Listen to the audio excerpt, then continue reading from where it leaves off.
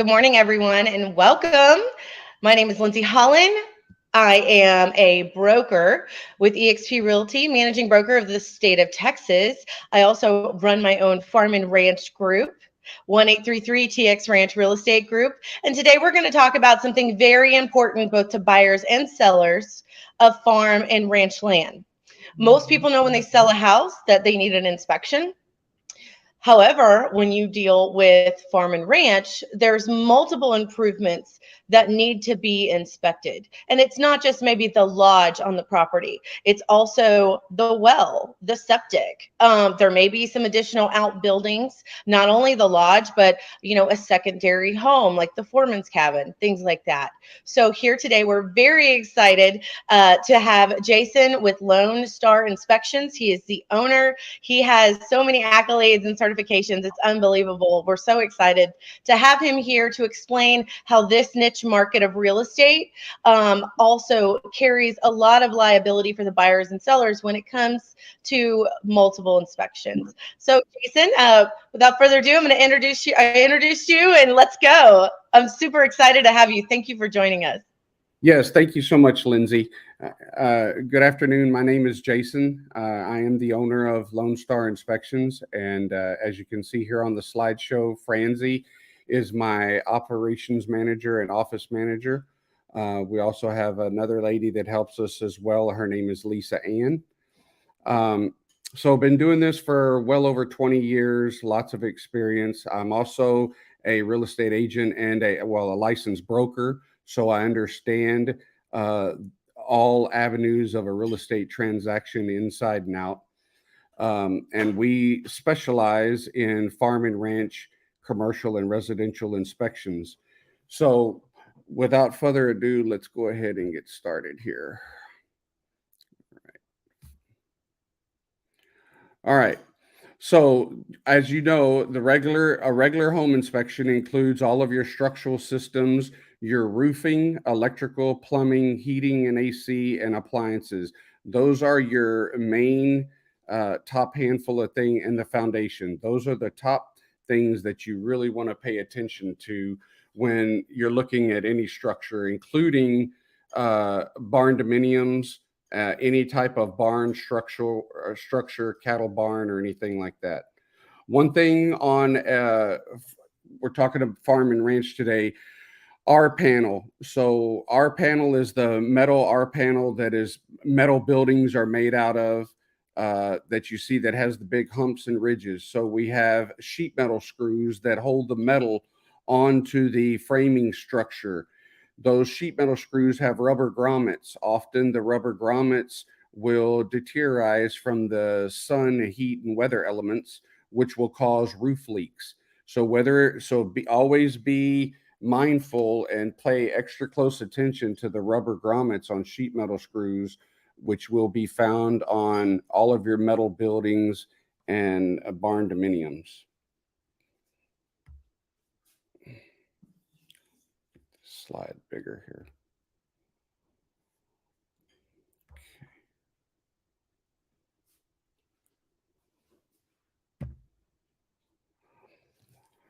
All right, so out in the country where we have mobile, sometimes on ranches, large ranches, there's mobile homes, cabins, a lot of crawl spaces sometimes on older homes, where we also need to pay extra close attention to WDI, and which stands for wood destroying insects, and termite inspections. So also be mindful when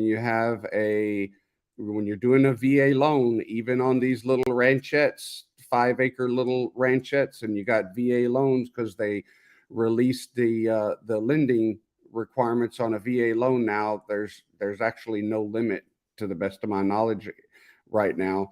So you got a lot of VA loans upward, bumping $1 million on 5-acre homesteads, 10 acres. So with that said, we have to have a water well inspection. If it has a water well, we have to have a water well inspection. We have to pull water samples. I'm licensed and certified in that. We pull the water samples, and the VA requires a full water panel on that. So Real important, a VA requires a full water panel analysis, means that we're checking for E. coli, chloroform, and all the leads and metals in the water.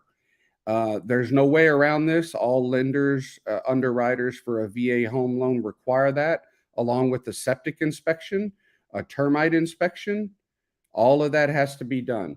So there's a lot of agents out there that either do not know or they forget. So just be mindful of that. If you're doing a VA loan, we have to have all of those have to be checked.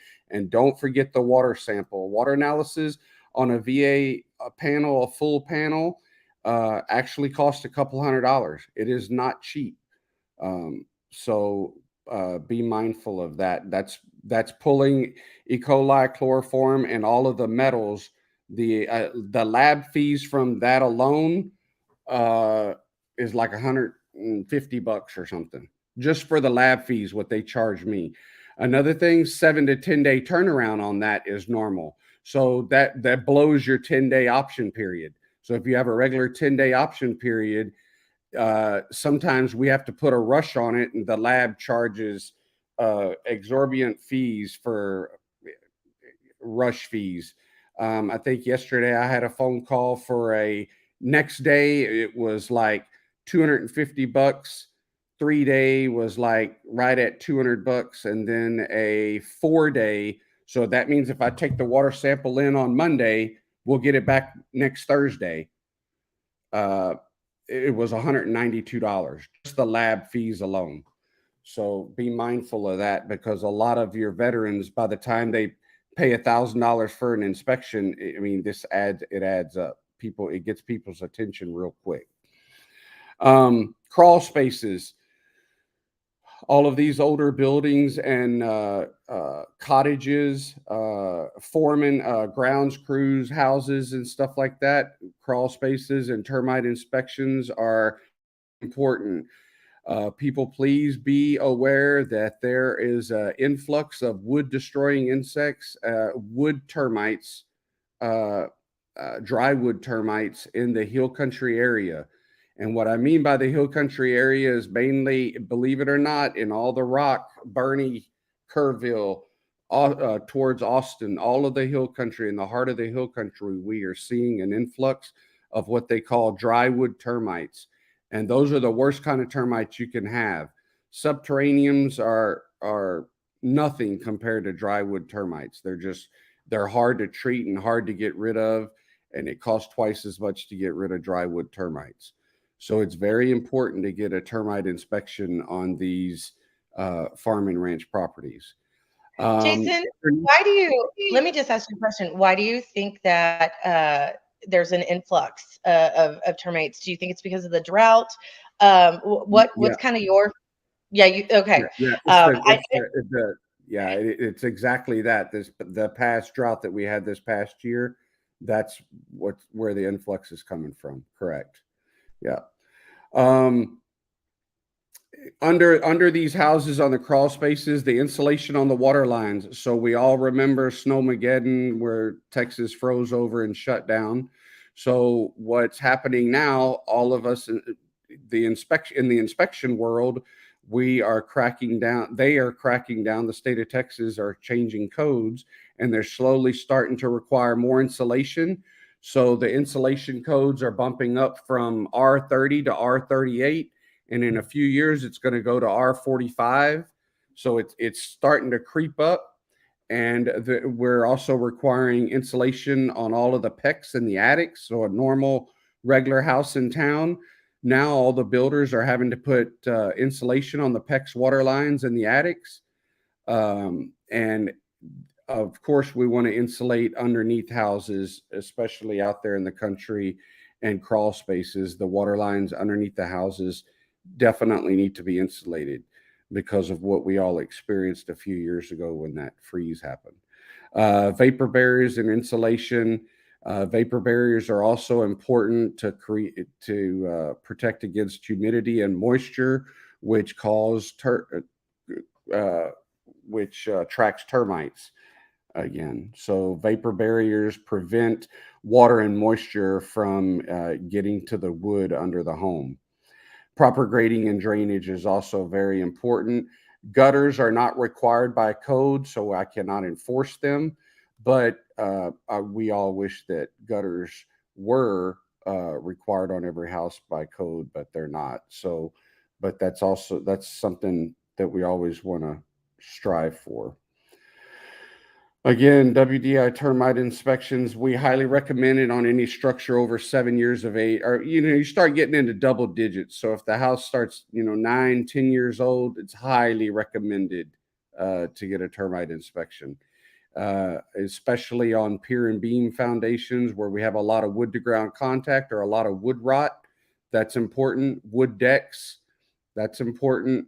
A lot of wood trim, trees, a lot of heavy foliage around the structure. Anything like that is what we call conducive conditions for termites, and that would require a termite inspection, or we need to pay extra close attention to that. Let's talk real quick about the skirting material on mobile homes and some of these pier and beam structures, little cottages and cabins. So the book, what's ideal is metal. So sometimes we see metal, but regular galvanized barn tin metal, any type of metal is ideal. Or we always see the vinyl plastic stuff around trailer houses that's all breaks up and brittle from the UV sunlight, and that looks kind of tacky. But that's better than wood.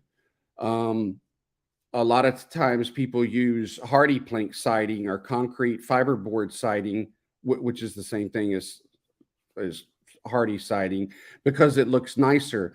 But believe it or not, the manufacturer specification data sheets on hardy is not designed, and it voids the warranty. It is not designed to be in contact with the grade or ground. So that, yes, it looks nicer, and yes, it's better than wood because technically it's cement board, but it's not designed to be used for that purpose. So moving on, septic inspections. So again, remember, if you have a VA loan, you have to do a septic inspection. All septics should be pumped every 3 to 5 years. The book says 3 years. Just be mindful of that. Concrete lids should not be no more than 8 inches below grade.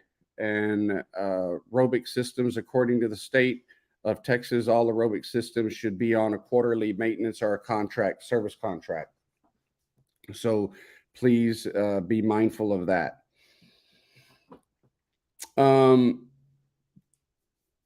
Septics. So I want to touch base on, so farm and ranch, since we're talking farm and ranch out in the country, out in the middle of nowhere.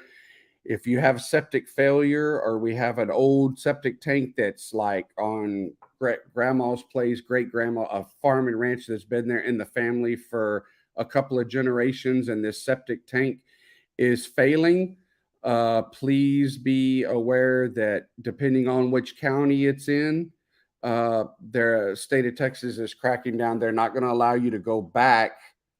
In a lot of instances, they're not going to allow you to go back with the conventional tank. They're going to want you to put in an aerobic. That's with all the new green laws and green stuff coming up. They're for whatever reason, they're trying to get away from the good old-fashioned conventional septic systems, and they are requiring, like in Bexar County, for example, South Bexar County, anywhere in Bexar County, out in the middle of nowhere, right on the county line. The other day I had one, a conventional septic tank over 30 years old, failed. The lateral lines and everything have failed. Got to have a new septic system, and it's sandy loam. You can dig to China out there, and there's no rock or anything. And we could have easily went in with a $5,000, $8,000 conventional system. Well, Bexar County turned it down, and they wouldn't approve. See, what happens is they don't give you the permits. They won't issue a permit to do a conventional. So they had to put in a $20,000 brand new aerobic system. So that's, just be mindful of that. Water well inspections. The well head should be a minimum of 18 inches above the ground. Pressures are standard, just like any residential inspection should technically be between 40 and 80 psi. Proper casing should be in place all the way down. Uh, galvanized galvanized pipe versus PVC. So a lot of your older wells out there in the country on these farm and ranches that were done back in the 70s, 80s, and 90s, they still have galvanized pipe down the hole. So be mindful. The water is very hard here in central South Texas, usually 21 parts per million hardness minimum.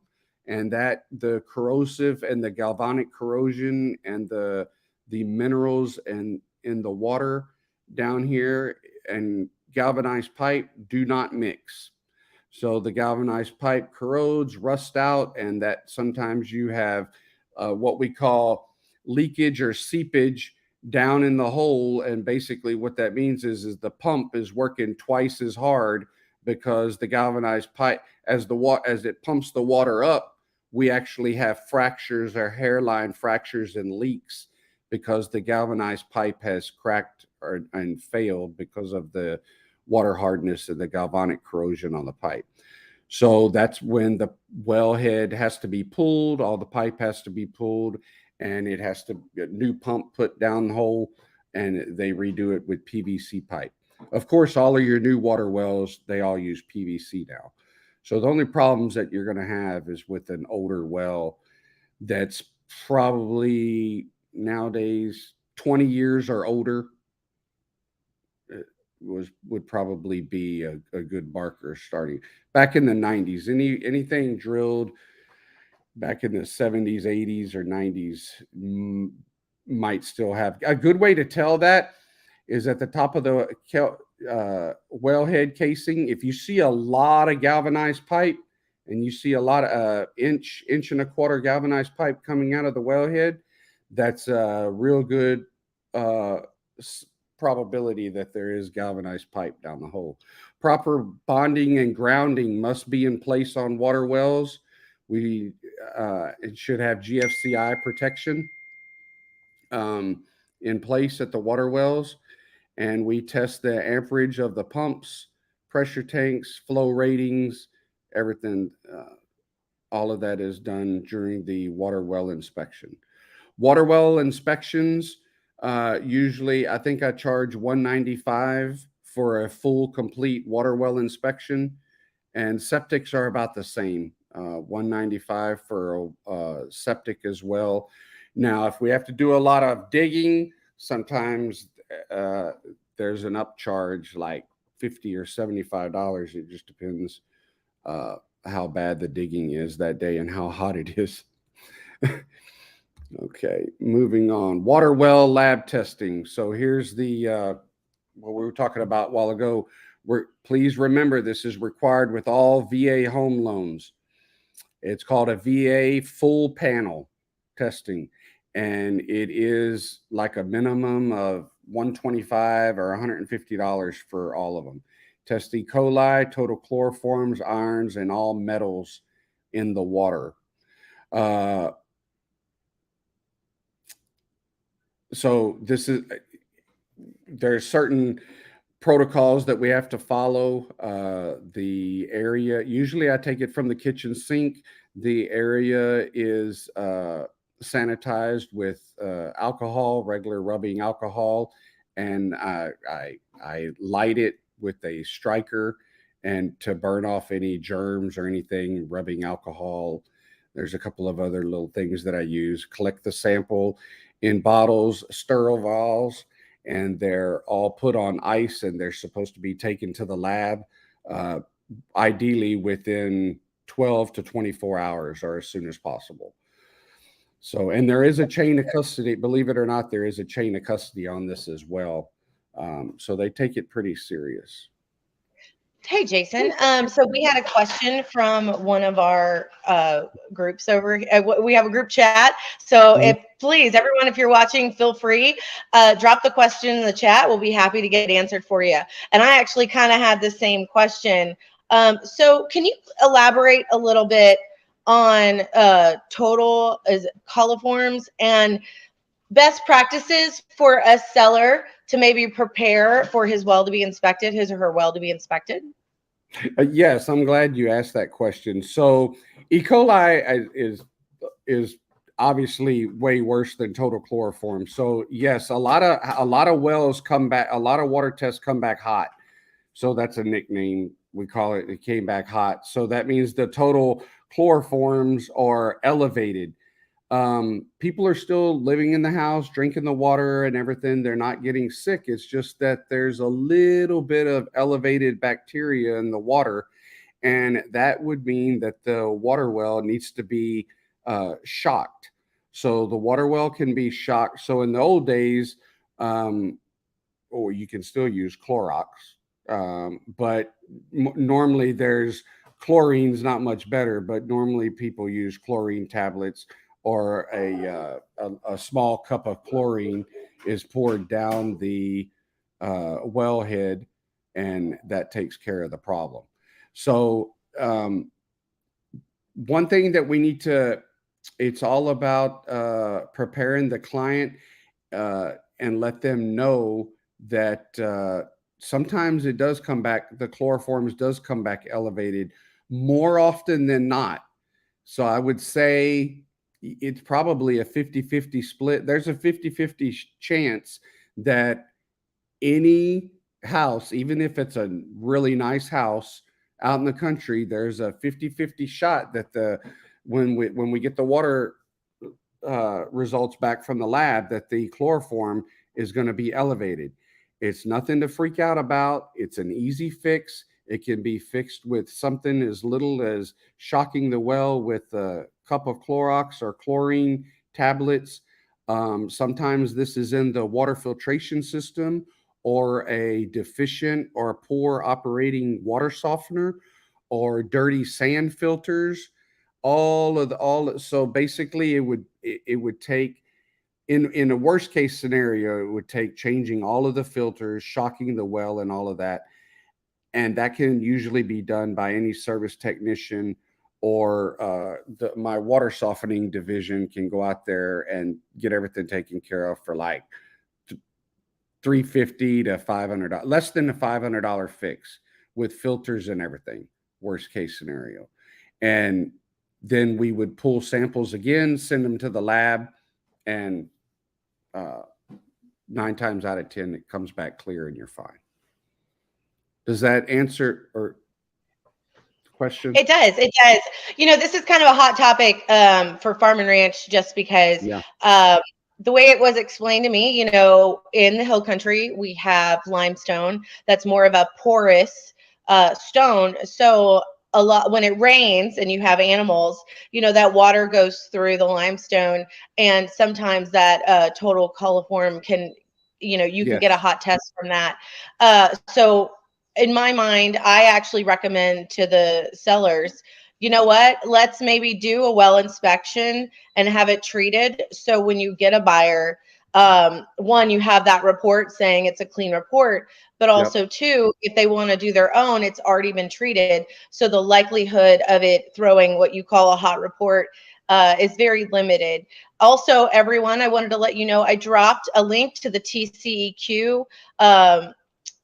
TCEQ actually has treatment options and an outline there. So we go directly to the source. The TCEQ is an amazing website, not just not just for water as well, but the Texas Commission of Environmental Quality covers many things. So if you're not familiar with the TCEQ website, that's a government website. It's tceq.texas.gov.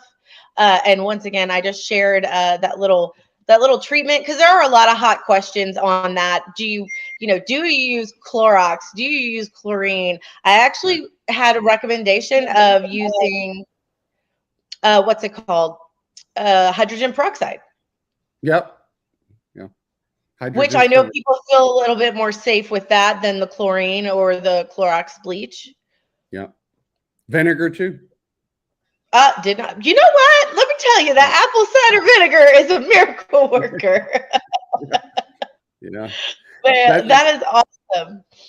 Yeah, No, that's another thing. While we're speaking of talking about the vinegar, real quick. So let's talk about HVAC systems real quick. When you on your secondary drain lines and that up in the attic, when you to clear out the secondary drain line, people always say to pour Clorox in there. Please don't use Clorox. Clorox is too abrasive and it will cause your coils to rust out. So only use vinegar, regular cheap white distilled vinegar. A cup of vinegar will go a long way and save you a lot of heartache every other month or so, or whenever you change your filter up there in your air conditioning P trap in the secondary drain pan. Okay, go ahead. I'm sorry. Go ahead. Did you have a question a while ago? no, that answered the question. There was someone who had asked about when you get the total coliforms, Mhm. um, what do you do if you have a VA loan? And honestly, you want to take and get a clear test. So, if you're on the listing side, the seller side, I always highly recommend that they get their own independent inspections before we hit the market, so we know there's nothing major. And if there is, Right. we get those deficiencies handled. And Yep. that also shows the buyer that, the seller has taken care of the property. They've done their inspections, and there's a lot of peace of mind there, I think, as Yeah. well.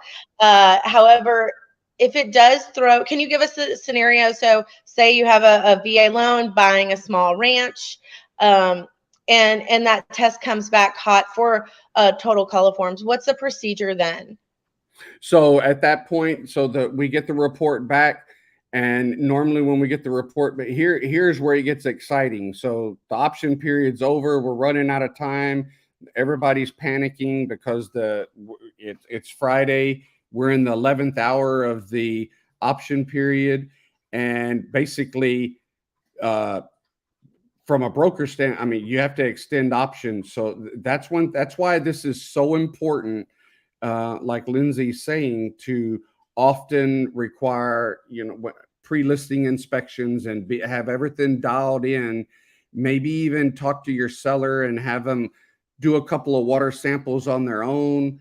Have your ducks lined up, have your guns loaded, and be ready to go. That way, when it comes to this, at least it gives everybody a little bit, peace of mind on it.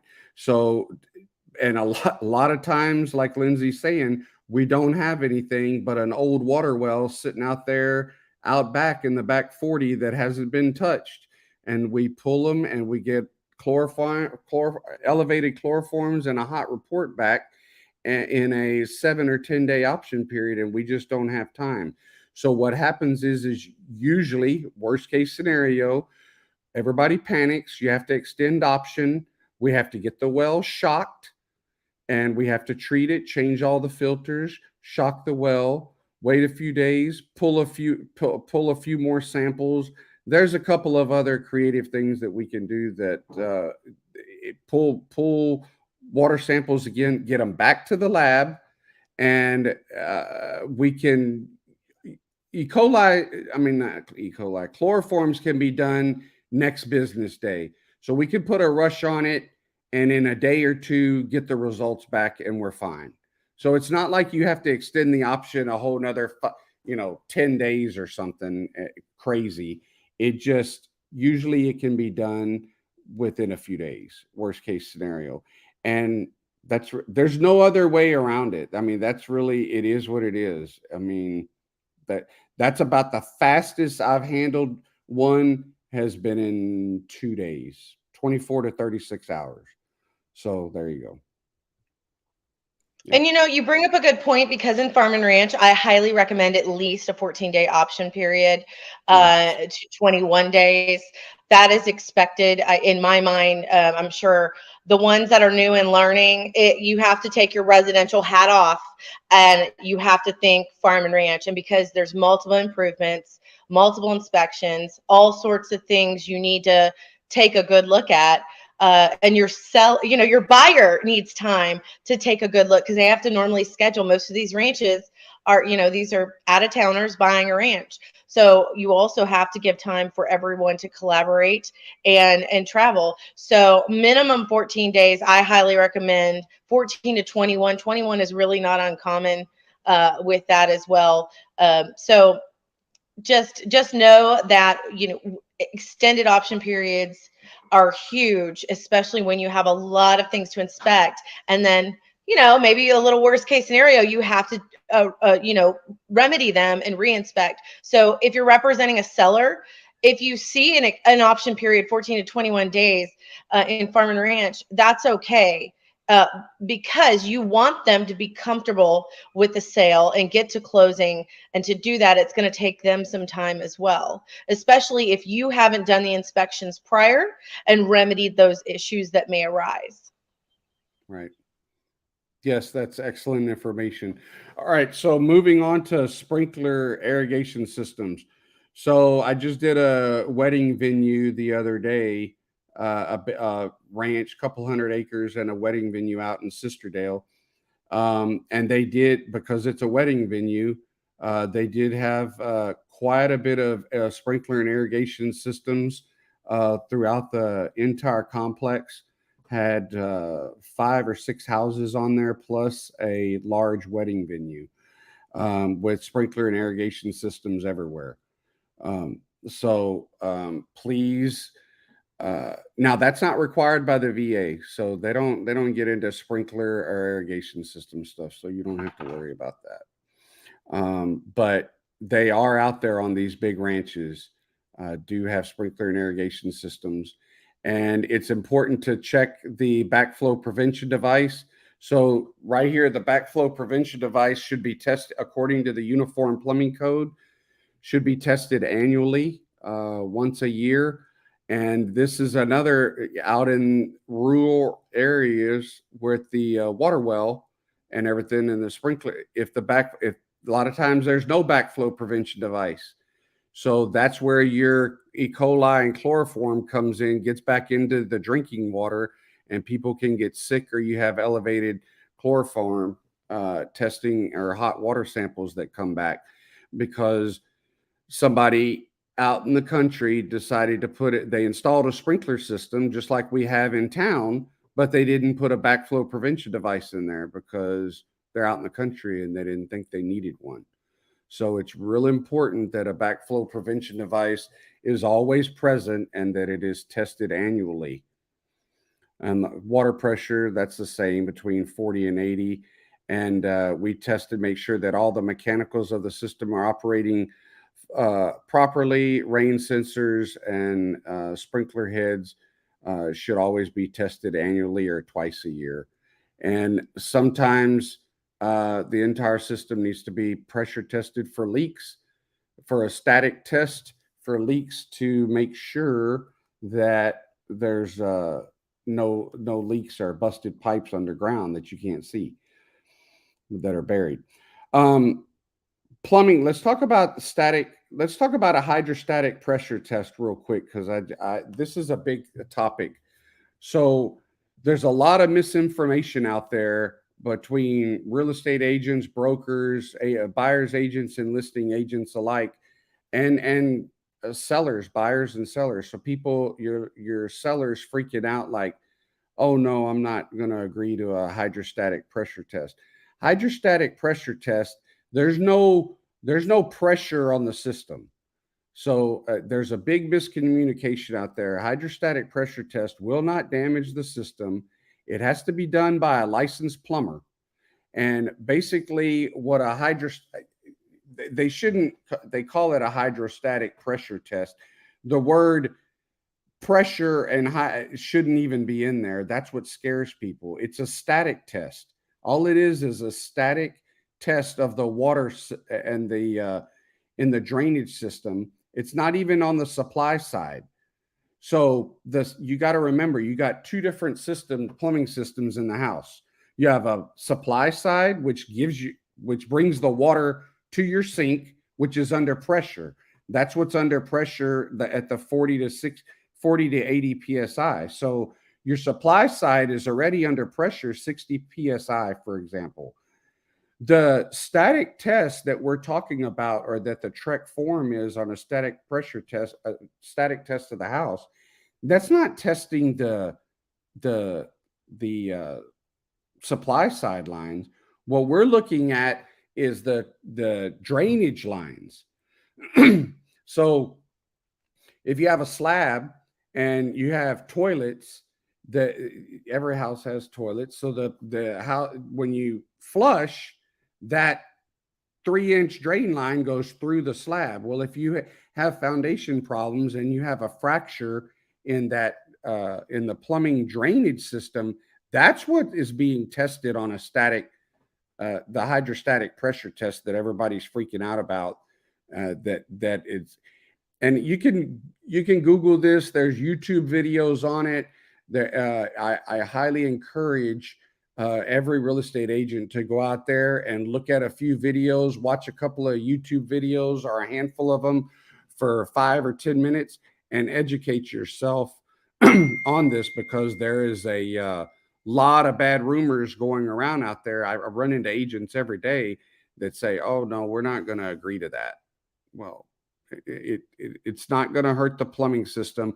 All we're looking for is fractures in the plumbing system within the slab. That's what we're looking for. So it's nothing more than if you have a straw and you hold your finger on the bottom of the straw and the straw is full of water. So we stop. That's all we're doing. We're clogging up. We're going to pull the toilets, clog up all of the drains, fill the entire drainage system in the slab full of water, and then we're going to monitor it for 30 minutes. If it goes down, you have a leak. It's just that static water sitting in there. Static means the weight of the water sitting in there. If it goes down, we have a leak. If it stays the same, then you're good. It passes. But believe it or not, this has to be done by a licensed plumber, licensed plumbing contractor. No home inspectors can do it unless they're a licensed plumber. So just wanted to get that out there, because there's a lot of miscommunication and misconception on a hydrostatic pressure test in houses. Thermal imaging is a new big thing. There's a lot of hoopla out there. Don't believe it all. So unfortunately, there's a lot of inspectors out there that are using this as a marketing device. So whenever you see people saying that, "Oh, I'm going to throw in thermal imaging for free," be real careful about that. I don't agree with it, because first of all, if you have a good thermal imaging camera, which costs a minimum of $1,000, and if you take all the classes and licensing and certification that you're supposed to take, is another $3,000 and a minimum of 40 to 60. It's basically like getting your real estate license. If they don't have all of that, which a lot of inspectors don't, they have no business doing thermal imaging anyway. Now you can whip out your thermal image camera and look for bees, and if you're out in the country, sometimes I've had that. We did more than once beehives in a wall, and I was doing thermal imaging. Well, we saw honey. Then I got out my thermal imaging camera, and the entire wall was a beehive, literally like 4 foot by 6 foot. It was crazy. So that little episode cost like 20 grand to get taken care of. And then they had to completely tear the whole wall out and everything like that. Now you can get your thermal image camera out and check the breakers, check the AC and stuff like that, and see if you have any hot breakers, and just do a quickie look. But if you're doing thermal imaging of a house or a structure, according to the thermal imaging courses, if you're a licensed and certified thermographer, The inside temperature of the house should be regulated at 70 degrees for a minimum of 48 hours before you do thermal imaging on the whole house. Well, what house do we go in that has been acclimated and regulated at 70 degrees for a minimum of 48 hours before the inspector arrives with his $3,000 thermal imaging camera, if he has a good one like that? No, none of them. So just be mindful of that there's a lot of smoke and mirrors and marketing. They're using fancy gadgets for marketing, and they're not doing it correctly, which is actually hurting our industry, and it's not being very honest. And I don't agree with that. Um, so thermal imaging can be used on electrical panels, HVAC, shower pans. So yeah, if you're checking for water leaks, you can go in a two-story house. You can go run all the water, fill up the bathtub, run the water for a while, and then go back downstairs and stand in the living room right underneath that bathtub and with your thermal imaging camera and check the shower pan, the master shower, or the showers up there that are running, and check it at that time to see if you have a leak with the thermal imaging camera. And yes, it will. If there's a leak, it'll show it. It'll show it running. You'll be able to chase it and run it. You'll see it running down the drywall, down the sheetrock. You'll be able to follow it and be like, oh, we got a leak. It'll show up on there crystal clear. So, but if you're doing full thermal uh, camera images of the entire envelope of the home should be acclimated to 70 degrees for a minimum of 36 to 48 hours before the inspector arrives to do the test. Stucco walls, I hate them. Stucco walls are 90% of the time are not done correctly. So please be careful with stucco walls. There's very few stucco walls that are being done correctly, and with proper drainage planes. And you got to remember that concrete and plaster like that, the stucco walls, act as a sponge and they absorb water and moisture.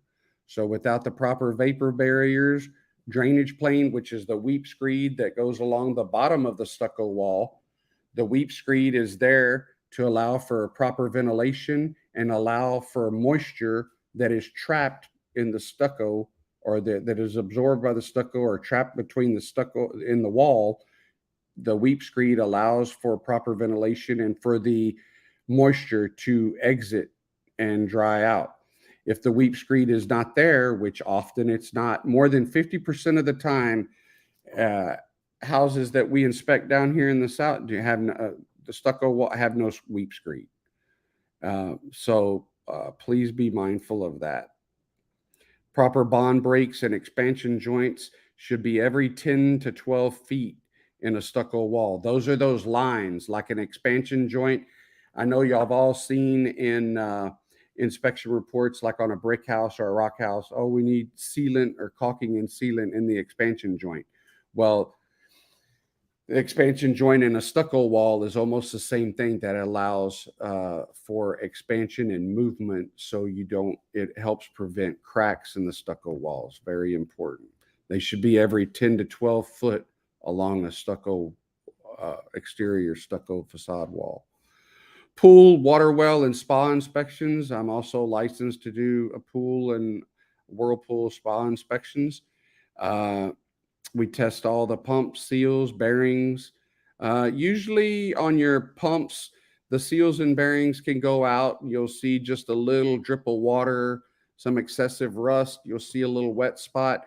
That means the bearings and the seals in that electric pump are going out, and which means the bearings and the brushes of the electric motors are going out or rusting inside, and that electric pump motor or Polaris pump secondary booster pump motor is near the end of its life cycle.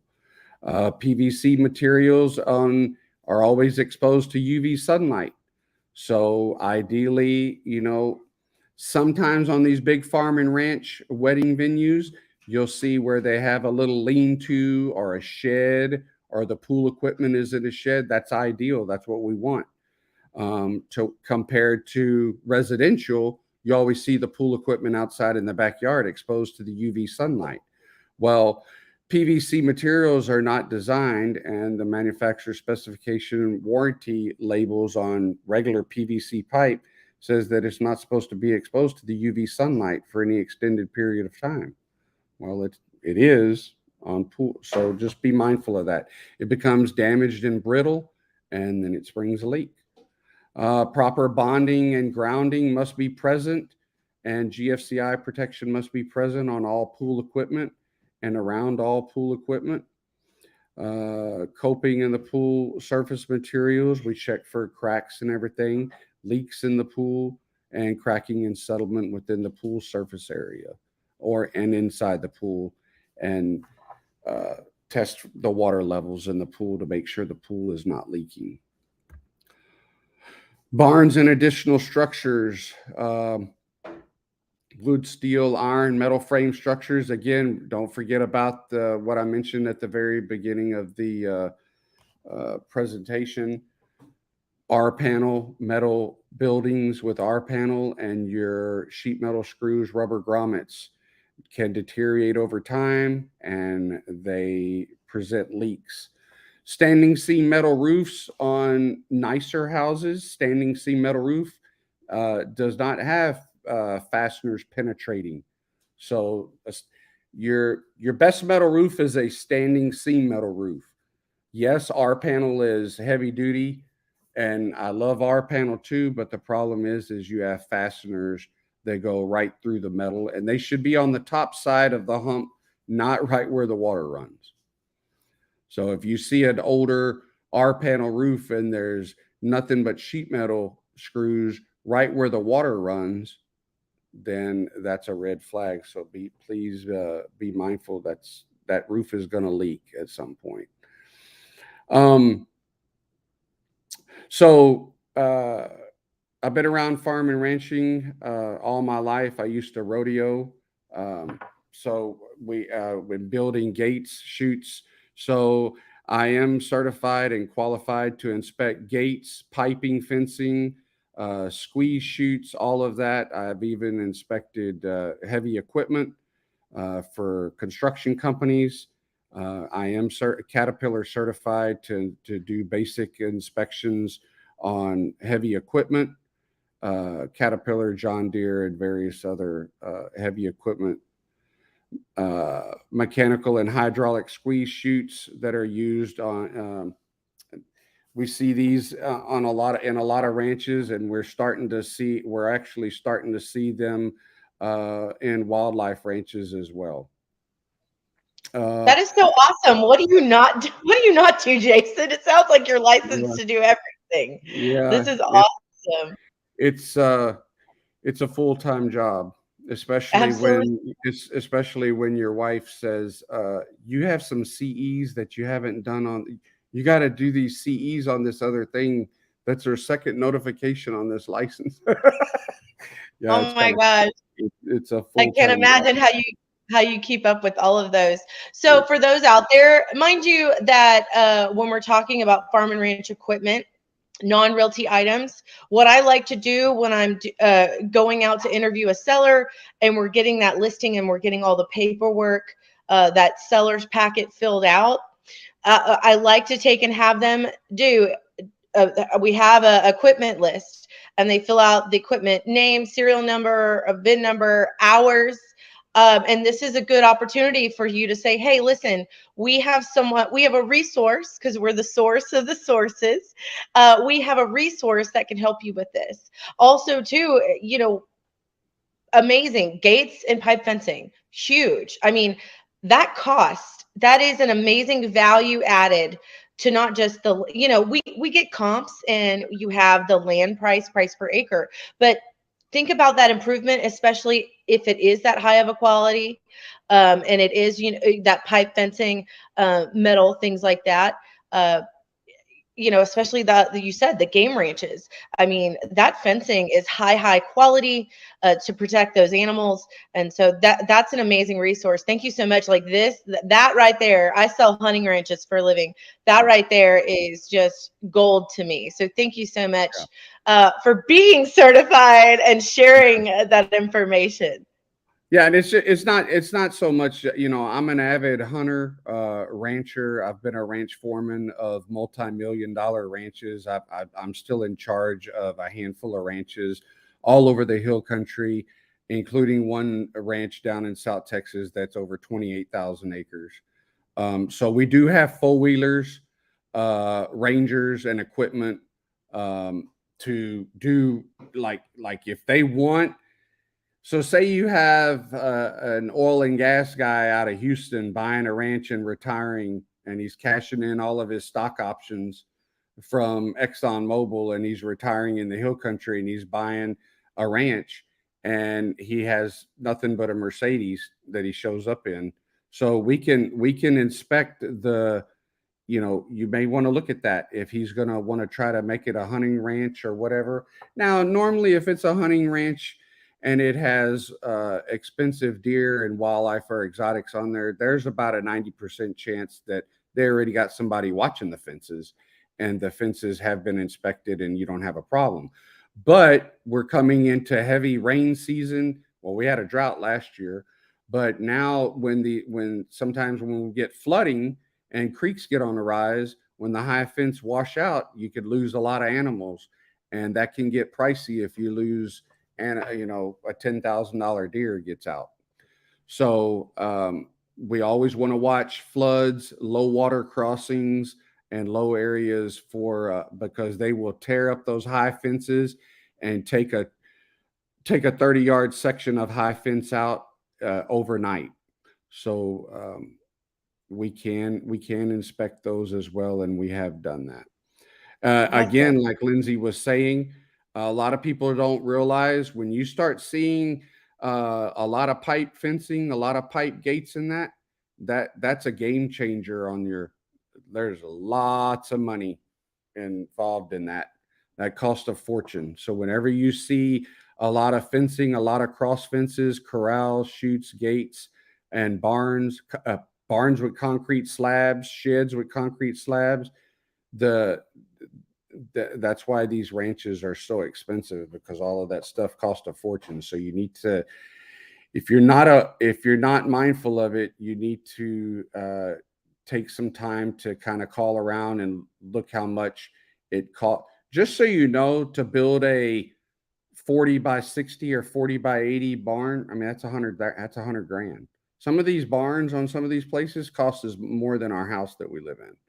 So just for tidbits, pieces of information. If you see a big fancy barn, just know that, oh, that's nice. That barn costs just as much as my house I live in. So you need to be mindful of that. Yeah, Okay. especially when we're doing that price analysis for the seller or for the buyer. Sometimes they're like, "Man, I don't know why they're asking this price." Sometimes we don't see that in the photography or the marketing materials. Not all agents who take on a farm and ranch listing may know this information. So, as the expert farm and ranch agent, um, and learning, if you're new, these are all items that you need to learn. That's boots on the ground and life experience on Yeah. what to look for as far as value. So thank you so much for sharing that. Jason, I actually have some comments and questions in the chat I wanted to share with you. Okay. um, Carmelita actually just wanted to say thank you for the vinegar answer. She loved that. Yeah. Okay. And then Cindy asked, what areas do you service and work? So we cover all of Central and South Texas. So I have done inspections up north in the Dallas Fort Worth area, but I mean it's sometimes I've been requested and nobody they only wanted me to inspect it. So I've made drives up there, but normally I stay Central and South. So all of Austin, all around the Hill Country, Bernie. So we have an office in Bernie and we have an office in Stone Oak. I actually live in Bernie. My kids go to school in Bernie. So we service all of Kerrville, Bernie, Comfort, all of that area. Fredericksburg, I'm doing a handful of $1 million houses in Fredericksburg right now. And then around towards Austin and all the way south. And I have done work on the King Ranch and several other ranches all the way down to the border, uh, to the border like Laredo. So yeah, all of Central and South Texas is we service the entire area. Yes. That's awesome. And if you have a question or you're not sure, if it's just out of that window, just give Jason a call. I'm going to throw up his information right now. Really awesome website. Go check it out. Oh, give me a second. It's still loading. And so uh, and sometimes, and another thing too, a lot of these people, if you have clients, high end clients, traveling out of town, out of Houston or Dallas Fort Worth, and they, we have we will work on the weekends, make special arrangements if somebody wants to view a hunting ranch or something, or they need help. We need four wheelers and rangers, and we have to make special arrangements. And they want to maybe stay. So I've inspected hunting ranches where they come in and they stay for the weekend, 3 or 4 days. They want to show the wife or the entire family, and they stay out there and they want to. And I do the inspection over the course of a Saturday and Sunday. So I'll stay there with them. I do consulting, everything. We look at all the fences. So I have inspected ranches where I actually stay there overnight, and we're there all weekend, looking at basically everything. But you got to understand that's on a big, five. Those are usually bigger projects, but we will do it, and we do travel all over. I no, don't think thank I you have for any. that. Go. I actually, right as you're talking, I'm dropping some of those links that we talked about, as well as sharing your information with our viewers in the chat.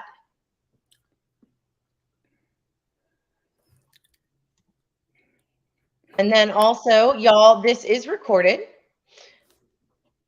Please subscribe to our YouTube channel. I'm going to put the link for those subscriptions. You can follow me at any time. Almost all, I believe all of my social media handles are at Lindsey Hollin. Also, you can follow our EXP Realty Texas Broker YouTube channel as well, where you not only get this amazing information, but amazing from all of our Texas brokers. We have 10 of them right now that service 9,000 agents in the state. So we're super happy that all of y'all came to join us and for your questions. And Jason, do you have anything else that you want to add? No, not at the moment. I really appreciate the opportunity. I encourage everyone to check us out on Google, LoneStarInspections.com. It's LoneStarInspections.com is the website. We have thousands of 5-star reviews all over the internet. You can schedule online or call or text the office number, which is 210-643-4588. And I think Lindsey has all of that stuff up there. It's all over the internet. A plus. Absolutely. I just Yeah. posted it. Yeah, we have a plus. Obviously, we have a plus business rating with the Better Business Bureau, and I'm endorsed by several top agents all around Texas, Platinum Top 50 agents and brokers. That's about it. Awesome. Well, thank you so much. We are right on time. Look at you at 10:59. Way to be on schedule. Awesome. Thank you so much, Jason. Y'all have his information in the chat. I'm really excited. Please do not forget to subscribe. We have this every Friday except for major holidays, and we look forward to having you back. Have a great day, y'all. Awesome. Thank you.